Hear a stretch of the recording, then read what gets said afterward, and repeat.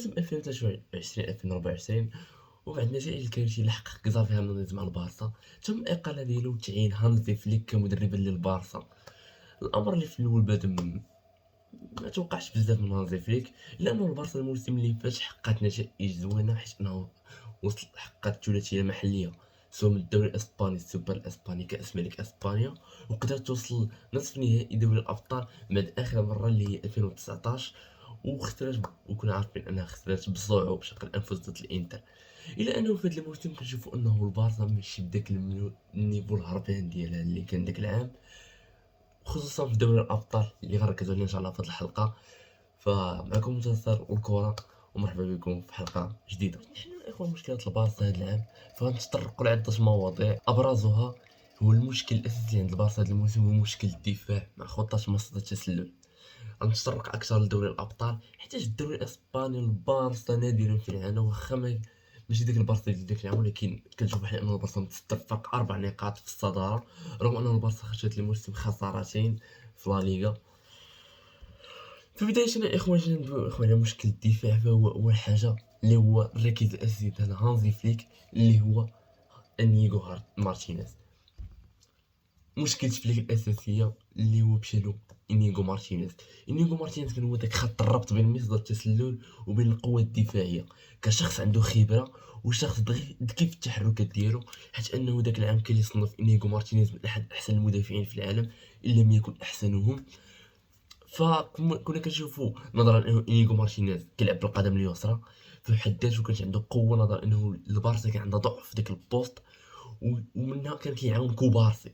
كنا عارفين انه كوبارسي لا توصل 18 عام فهو صغير، فكيكون صعيب كتحمل عليه الضغط ديال مصيدة التسلل، فكنكون الضغط كيمشي لإنيغو مارتينيز.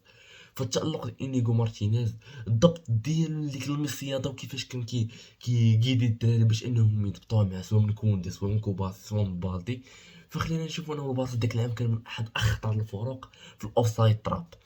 هاد العام الرحيل ديالو ومع دراسات الفرق الاخرى للبارسا، فولا ميسا تسلل كتضرب البارسا بواحد السرعه اللي ما يمكنش. من هنا فين بان مشكل جديد اللي مازال هانزي فليك لحد الان مازال ما لقى له حل، ولكن حنا كاملين عارفين بلي هانزي فليك صعب يبدل التكتيك ديالو.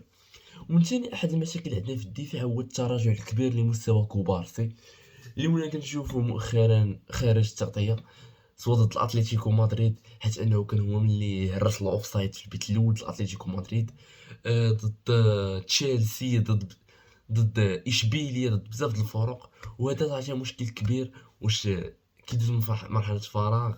لكن كيدوز من مرحله فراغ خاصنا نلقاو البديل ديالو كذا، لانه صعيب انك تكمل الموسم بكوبارسي وهو كيدير دوك الاخطاء.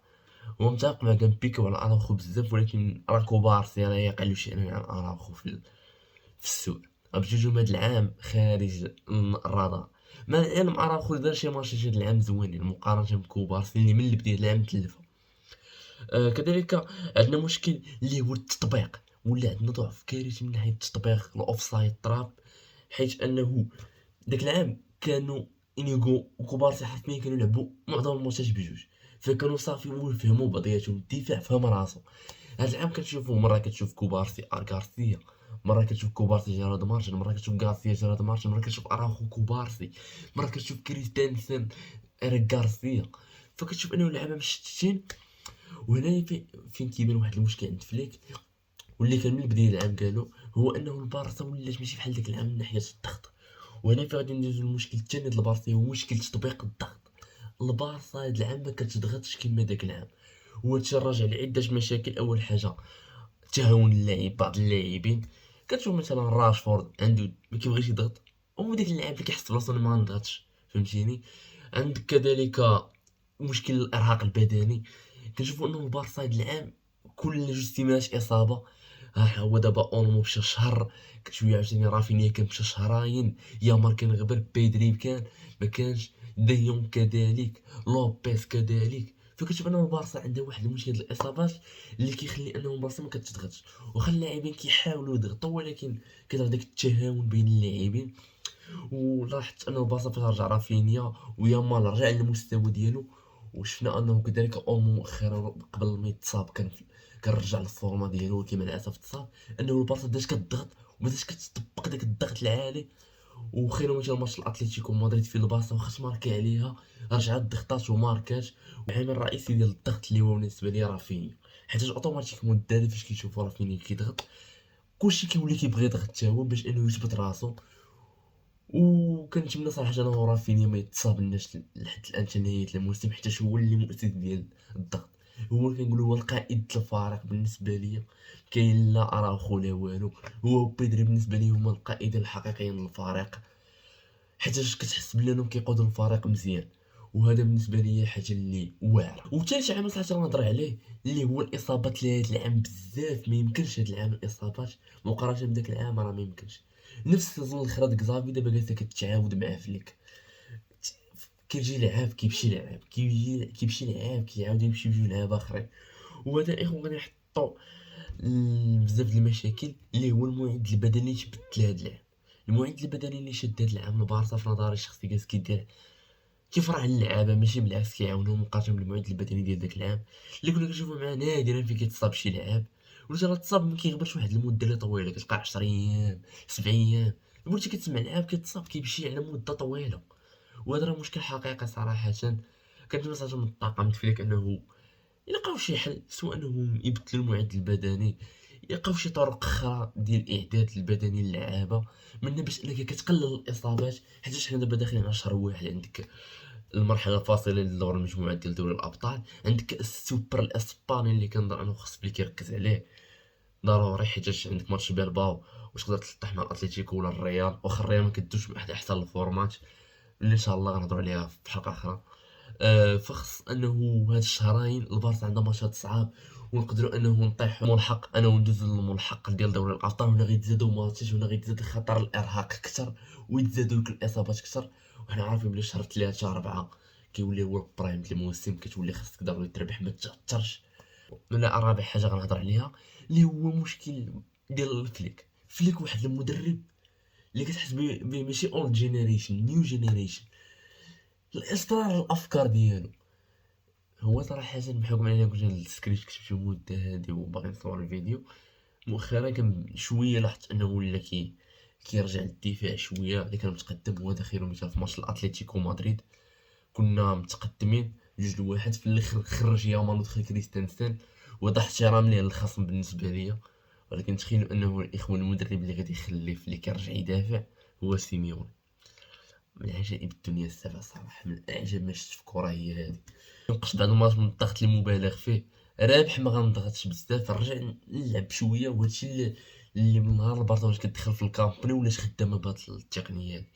البارسا كتكون رابحه، كتبقى تعطي الكره للخصم، في الاخر كدير واحد الضغط خفيف كتقطع الكره وكتسجل الهدف، ولا صافي هو كذا كتضمن الربح ديالك. كان عنده واحد الضعف ديال الدكه، راه نقارنو بالخصوم ديال اتلتيكو مدريد والريال كدكه، راه حنايا هما اضعف وحدين. الا كانت تخيلوا عندنا 3 ولا 4 لعابه اللي سوبر في ديك الدكه اللي تقدر تعول عليهم. عندك روني بردغجي، مارك برنال، كريستنسن، وعندك شكون اخر اللي نقدر نقولوا كاسادو. صافي ما كنتاقش فيه ولكن غنقولوا كاسادو ولا راشفورد. حتى راشفورد ولا دكه مؤخرا. هذا هو المشكل صراحه عند البارسا، وكنهضر فيك صراحه راه كديك الدكه صراحه صعب انك دير بها شي حاجه. ديك واحد النقطه اللي نبغي نطرق لها بالنسبه لفليك، اللي هي عنده واحد المشكل هذا العام بالضبط، ولا ما كيعرفش يجري الماتشات الكبار. ماتش باري، ماتش الريال، ماتش تشيلسي، 3 الماتشات اللي لعبناهم هاد العام في الفرق الكبرى من غير ماتش اتلتيكو اللي جرى فيه اللعب زوين. شفنا انه فليك ما عرفش يجري هاد الماتشات وبسببهم خسرنا. فالعقل نتوما الاخوان في ماتش باريس سان جيرمان كان الماتش بالتعادل، وكان الجهه ديال حكيمي وباركو على ما كنظن ما عقلتش، كان جهه مخنوقه من جهه جيرارد مارتن. الا انه فليك في الاخر فاش خرج جيرارد مارتن ودخل بالدي، لاحظنا انه البيت جا من طرف بالدي اللي اساسا كان مصاب من الاول ديال الموسم، كان تصاب. فدخلتي الاجواء ديال داك الماتش بسببها كنا خسرنا ديك المباراه. كذلك اصلا اننا كنا متقدمين وتقلبوا علينا. كذلك ماتش تشيلسي اللي ما عرفناش نجريو بلا حمراء وبلا حمراء، لمان تو مان في نظري الشخصي التكتيكات اللي كتفرع فيك. كنت مدرب ديال المان تو مان غتربح فيك، وليت كنامن بهاد القضيه هادي. فصراحه انا دابا بالنسبه لاخويا بغيت نهضر على الحلول. فبالنسبه لي الحلول اول حاجه اللي هي خلق طرق لعب جديده، نلقاو طرق جديده باش انه نضغطوا، ندافعوا، نسجلوا اهداف. انا ما كنقولش نحيدوا المصيده، بالعكس انا كتجيني المصيده هي بسبب باش كنربحوا. حيت الا جيتو تشوفوا البارسا راه كنظن ماركي شي 42 بيت في لا ليغا وتماركي عليه شي 27 بيت. دونك راه معدل التهديف عندنا طالع وكنخلقوا بزاف د الفرص. طالما انا كنخلق بزاف د الفرص الربح بس 3 5 2 4 3 نسلك انا صراحه طالما غنماركي اكثر ما غنستقبل. انا كنتفق مع فليك في هذه النقطه هذه. كنخلقوا مثلا وهذه راه ولا كيديرها فليك كان مثلا انا 2-1 ما غنضغطش حيت نقدر داك الضغط بسببو تماركي عليا ندخل شويه نرجع شويه للور نعطي كره للخصم ونحاول نلعب على المرتدات. الخصم هو اللي غيبغي يضغطني انا رابح طالما لا وهذا هو المشكله كنطرانا ضد الانتر في الماتش 4-3 حنايا بلاصه ما نعطيو الكره للانتر ضدنا خوتي بغينا بقينا شادين اللعب وهذا خطا كبير اللي درنا وبسببو خسرنا. ففليك هاد العام او بالخصوص الماتش الاخير تعلم ولا كيحاول ينوع باللعب ولا كيحاول يكون واقعي في اللعب ديالو اكثر وهذا الشيء اللي عجبني. ثاني حاجه صراحه كنطلب من لابورتا وديكو فليك يتعاقدوا على الاقل مع 2 لعابه في هذا الميركاتو الشتوي كيما لابورتا فاش جبتي كزافي هرنانديز في 2022 ولا ما عقلتش 2021 لا 2022 وكنتي في الانتقالات الشتويه كنتي جبتي لاعبين اعاره 2 لعابه اعاره وجبتي له لعابه فجيب دابا 2 لعابه على الاقل حيت راه ميمكنش ديك سمعت انه باغي يجيب غريمالدو. صراحه أنا بالنسبه لي الليفت باكس ما كاينش شي مشكل كبير بالدي وجارد مارشن قادين ولكن راه جيت كوندي رايت باك كوندي راه سنتر باك قديتي تجيب رايت باك وترد السنتر باك اللي هو جارد مارشن وكوبارسي ولا وكوندي ربي حيت لاحظنا انه جارد مارشن ولا من ركائز فليك وتجيب رايت باك اللي غيعاونك هجوميا راه مزيانه بالنسبه ليا. تجيب مثلا كانسيلو اعاره كنظن كانسيلو يبغي يجي للبارسا راه من المحبين د البارسا العاشقين للفريق ولا الاقل جيب واش تقدر وسمعت البارسا باغا تجيب داك الشوط البارك ديال دورتموند لا قدرت البارسا تجيبو في الانتقالات الشتويه صراحه راه تكون فكره لاعب سوبر ما كنشوفهاش هاد الساعه تقدر البارسا ديرها لاعب بحال الفاريز غيكلفك 120 مليون واللي البارسا في نظري الشخصي تجيب 4 ولا تجيب 4 ولا 3 د اللعابه بديك 120 مليون راه خير من تجيب لاعب واحد. انا وليت شيخ نامن بهاد العقليه ديالو لعب فوق 100 مليون ماشي غامرش به حيت حنايا ماشي هما فرق على البريمير ليغ عندهم ماشي مشكل يصبروا على اللعاب. حنايا اصلا ما كيصبروش على اللعابه بزاف خصك تضبط راسك من الشهر الاول. الاخوان احد اكثر حاجه اللي كنطلب من فليك حاليا ينسى دوري الابطال ويركز على الدوري والالقاب المحليه كاس الملك السوبر الدوري دينا الدوري والسوبر راه مزيانه دينا الكاس والسوبر مزيانه دينا غير الكاس راه مسلكه دينا الدوري تا هو بوحدو راه بالنسبه لي انجازات العام حيت هاد العام الفرقه طاح لها النيفو وبزاف الناس كيقولوا بلي فليك يقدر يمشي في الاخر العام. انا كتجيني لا انا كنشوف انه فليك هاد العام يكمل معنا غيكمل معنا حتى الموسم الجاي. انا راه بان لي لابورتا بحكم انه الانتخابات راه الصيف غيتبتنا بشي صفقات. المهم الاخوان غنحاول نشرح لكم بحكم ان هضرنا على الفيديو فغنحاول نشرح لكم مثلا بعض اللقطات اللي دويت على دوري الابطال.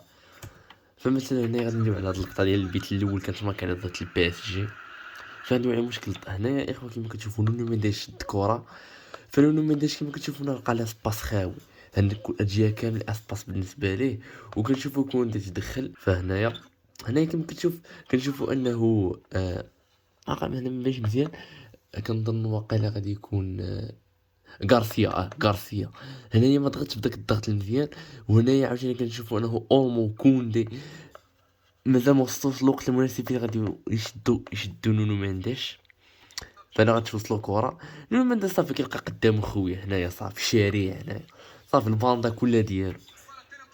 فهنايا غادي نشوفو هنايا ديونغ حاول انه ما يتقدمش عليه وكوندي حاول ما يديرش فوت تكنيك.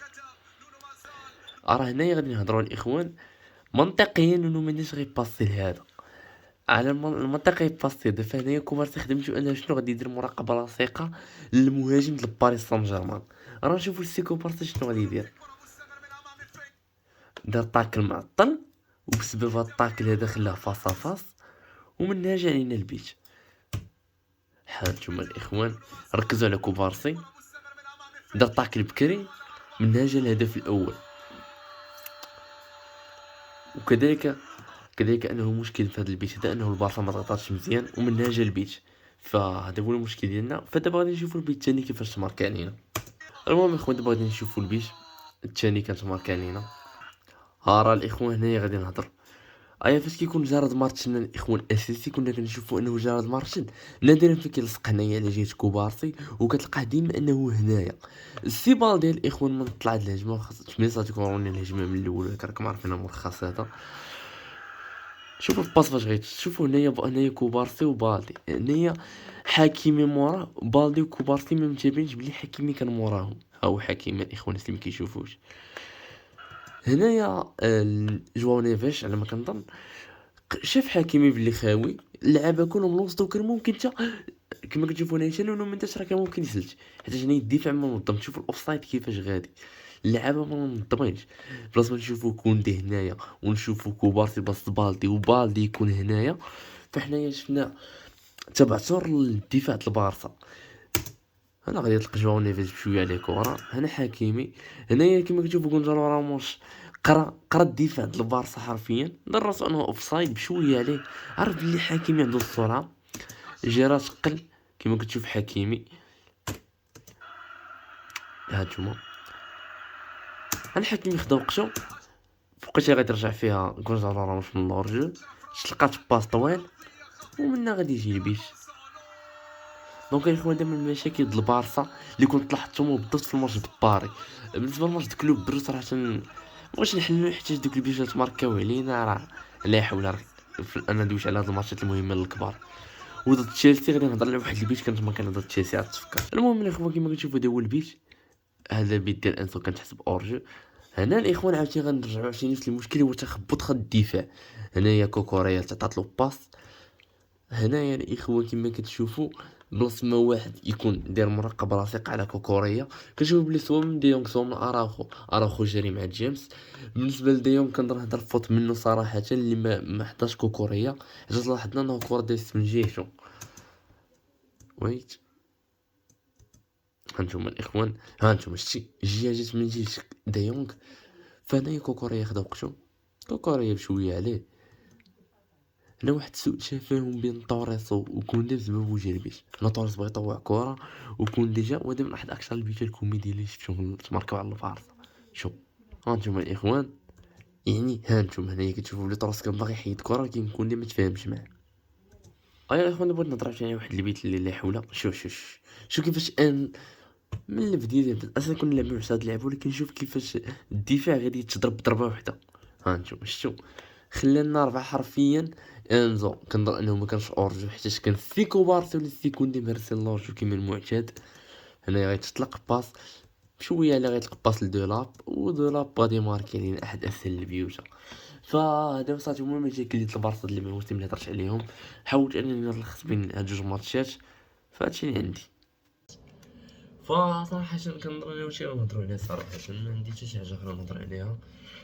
ف صافي بالنسبة لسؤال الحلقة صراحة، واش كتشوفوا نتوما انه البارسا هاد العام قادرة انها تحقق جميع الالقاب اللي كننافسوا عليها؟ انا كنشوف نقدروا نحققوا من اصل 4 المنافسات اللي مشاركين فيها 2 القاب ولا لقب.